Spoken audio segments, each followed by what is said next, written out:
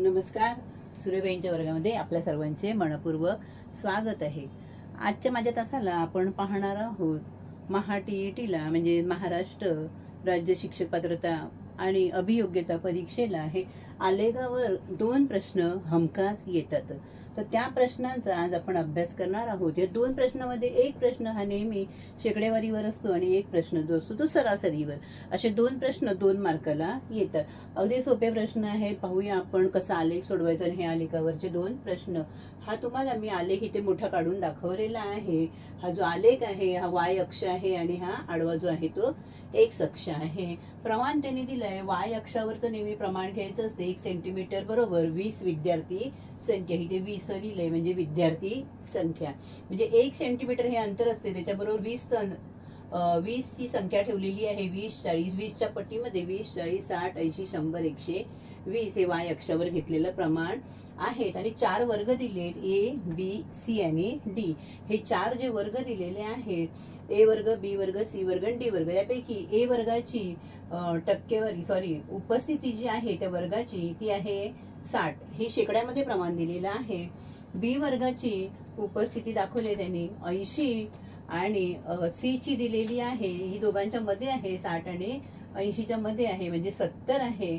आणि शेवटी जो डी वर्ग दिलेला आहे त्याची आहे दाखवलेली त्यांनी 60 आणि 40च्या मध्ये म्हणजे 50 एवढी त्यांची काय आहे वर्गाची उपस्थिती दिलेली आहे. प्रश्न आहे पहिला, बी वर्गातील विद्यार्थी संख्या ही ए वर्गातील विद्यार्थी संख्येपेक्षा किती टक्के जास्त किंवा कमी जे असेल ते त्यांनी आपल्याला विचारलेलं आहे. आता बी वर्ग, आता हा जो बी वर्ग आहे त्या बी वर्गाची आपण पहिली पाहूया त्याची विद्यार्थी संख्या किती आहे.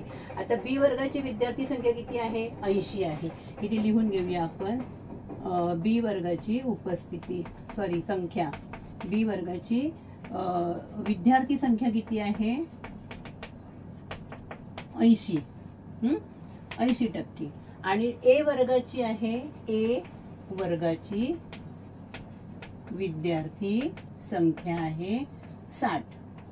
किती आहे 60%. कारण हे शेकड्यामध्ये सगळं दिलेलं आहे ना म्हणून यांची आहे 60 आणि यांची आहे 80.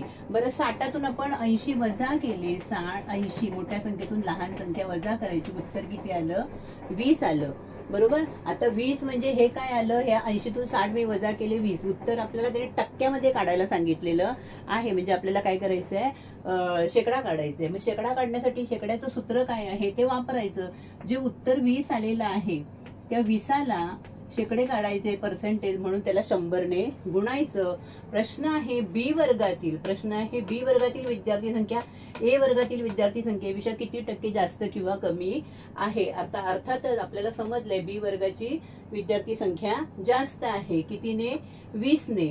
म्हणून आपण 20 गुणिले 100 लिहिले आणि बी वर्गाची घ्यायची कारण बी वर्गाची विचारलेली आहे म्हणून. मग खाली लिहायचे 80. मग 20 आणि 100चा गुणाकार किती आला 2000. त्याला कितीने भागायचे 80 ने.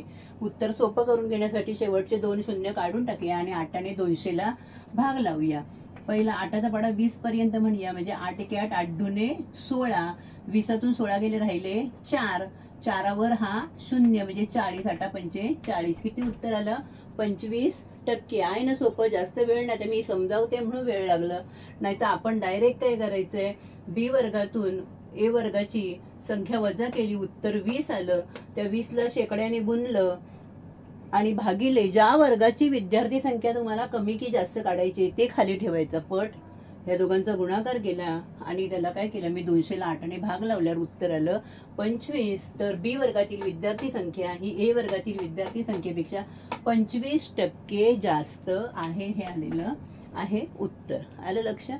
ह्याच पद्धतीने काढायचंय. फक्त जो वर्ग सांगितलाय त्याची पटसंख्या खाली ठेवायची. प्रश्न दुसरा आहे 4 वर्ग त्यांनी दिलेले आहे. ते 4 वर्गांची सरासरी कोणत्या वर्गाच्या सरासरीपेक्षा कमी आहे. इथे पेक्षा लिहायचं राहिलं पेक्षा कमी आहे. आता सरासरी सोपा एकदम. सरासरी कशी काढायची तर 4ही वर्गांची जी काही आहे विद्यार्थी संख्या त्यांची बेरीज करायची म्हणजे ए अधिक बी अधिक सी अधिक डी.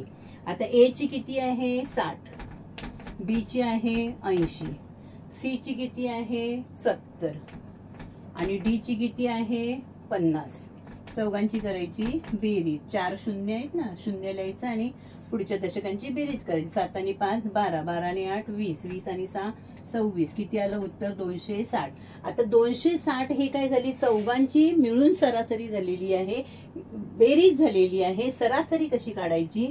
तर हे जे 260 आहे, किती वर्ग आहेत? 1 2 3 4. मग त्याला 4ने भागायचं. जेवढ्या संख्यांची सरासरी काढायची आहे तेवढे 1 2 3 4 मोजून घ्यायचे आणि त्याला भागायचं. उत्तर काय आलं? 4 आणि 26ला आपण भाग लावूया. 4 आणि 26 आहेत का? पाडा म्हणूया 4चा पाडा. पाड्यात 26 येतात का? 4च्या नाही. 4 पंचा 20, 4 सक 24. मग 26 मधून 24 गेले, राहिले किती? इथे 2. मग किती झाले? 20 झाले. 20 म्हणजे 4 पंचा 20. किती उत्तर? म्हणजे सरासरी किती आली? 65 आली. मग आता 65 प्रश्न काय? 4 वर्गांच्या सरासरीपेक्षा कोणत्या वर्गाची सरासरी कमी आहे? कोणत्या वर्गाची सरासरी कमी आहे? आता 65 पेक्षा आता कोणाकोणाची? ह्याची 80 आहे, बी वर्गाची 80 आहे आणि ह्याची किती आहे? सी वर्गाची आहे 70. म्हणजे मग आणि ह्याची 60 आहे, ह्याची 50 आहे. म्हणजे ए आणि डी 2 वर्गांची, म्हणजे उत्तर काय आलं? 2 वर्गांची सरासरी ही 65 पेक्षा कमी आहे. आलं लक्षात? 2 वर्गांची सरासरी ही 65 पेक्षा कमी आहे. दरवर्षी ह्याच पद्धतीचे प्रश्न विचारले जातात. एक विचारला जातो तो शेकडेवारी, दुसरा विचारला जातो तो सरासरी. सरासरी काढण्याची हीच सोपी पद्धत आहे. 4 वर्गांची बेरीज करायची आणि जेवढ्या संख्या आहेत, इथे 5 वर्ग असते तर 5ने भागायचं. 4 वर्ग आहेत म्हणून 4ने भागलं आणि जो भागाकार येईल त्याला सरासरी असे म्हणतात. आवडल्यास नक्की लाईक आणि सबस्क्राईब करा. असेच माझे सर्व नवनवीन व्हिडिओ पाहण्यासाठी. धन्यवाद.